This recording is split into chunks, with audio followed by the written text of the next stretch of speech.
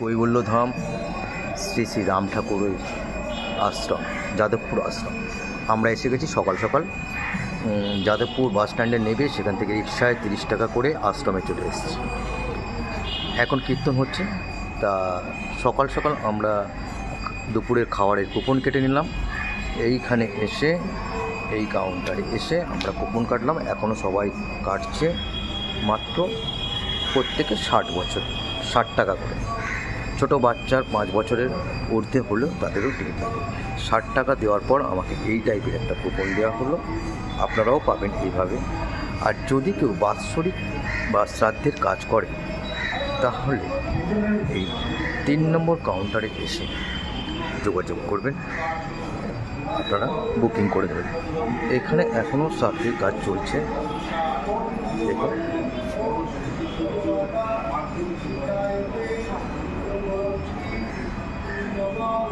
বিভিন্ন সকলের শ্রাদ্ধের কাজ চলছে আশ্রমে।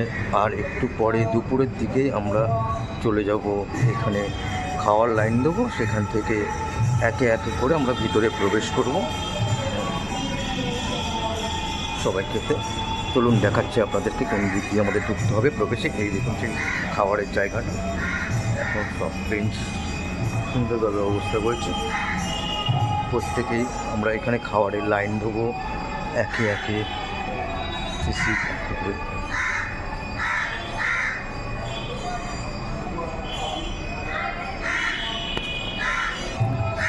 চলুন আশ্রম প্রাঙ্গণকে আপনাদের ঘুরে দেখাচ্ছি। আপনারা দেখুন, শিশির আশ্রম, যাদবপুর আশ্রম।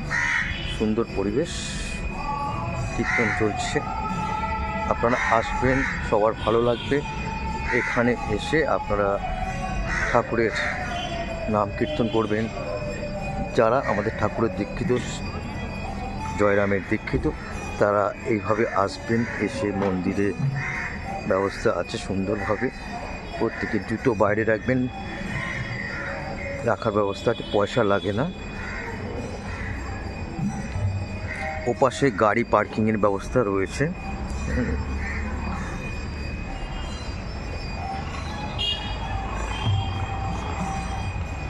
আর যদি কেউ ট্রেনে আসেন, যাদবপুর স্টেশনে নেবে, সেখান থেকে অটো এবং টোটো 10 টাকা দিয়ে চলে আসবেন এই আশ্রমের কাছে। আর রিক্সা আসলে 30 টাকা। 10-15 মিনিটের টাইম লাগবে আশ্রম আসতে।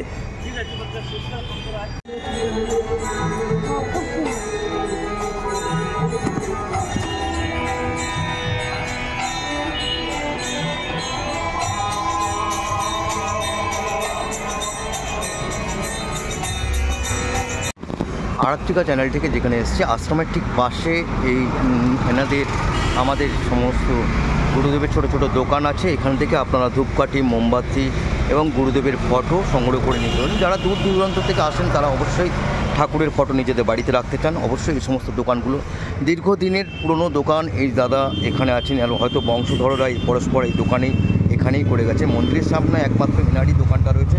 আপনারা এখান থেকে সমস্ত কিছু পাবেন ঠাকুরের। পাশাপাশি আরও কয়েকটা ছোটো ছোটো, আর ঠিক দূরেই আছে দুটি মিষ্টির দোকান, যেখান থেকে আপনারা মিষ্টি কিনে ঠাকুরের পুজো দেবেন। এবং ছোট্ট খুব সুন্দর রাস্তাঘাট পরিষ্কার পরিচ্ছন্ন সবসময় থাকে। আশ্রমের চারপাশটা খুব পরিষ্কার পরিচ্ছন্ন থাকে। শ্রী শ্রী কৈবল্যধাম আশ্রম, যাদবপুর রাম ঠাকুর আশ্রম। এইখানে এসে অবশ্যই আপনারা ঠিক 1টার আগে যে নাম কীর্তন হলো, তারই ভোগ বিতরণ করা হচ্ছে। আপনারা ঠিক এই টাইমে সকাল সকাল আসলে এই ভোগটি পাবেন। দেখুন, সকলের হাতে ভোগ দেওয়া হচ্ছে।